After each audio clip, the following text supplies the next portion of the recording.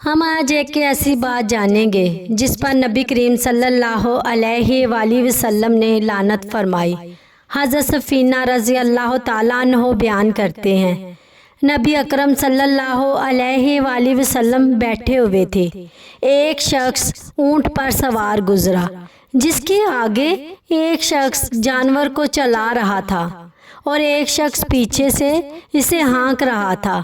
نبی اکرم صلی اللہ علیہ وآلہ وسلم نے ارشاد فرمایا، اللہ تعالیٰ اس آگے سے چلانے والے، پیچھے سے ہانکنے والے اور سوار شخص یعنی ان تینوں افراد پر لعنت کرے۔ کبھی کبھی ایک چھوٹا سا عمل بھی اللہ تعالیٰ کی ناراضی کا سبب بن جاتا ہے۔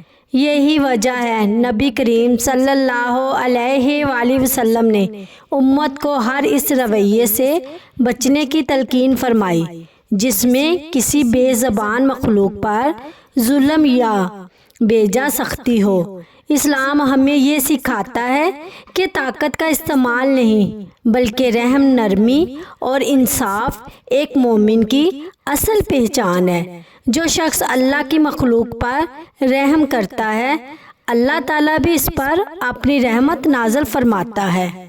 اسلام ہمیں ہر مخلوق کے ساتھ رحم، نرمی اور انصاف کا درس دیتا ہے۔ ایک سچے مسلمان کی شان یہی ہے کہ وہ کسی پر ظلم نہ کرے۔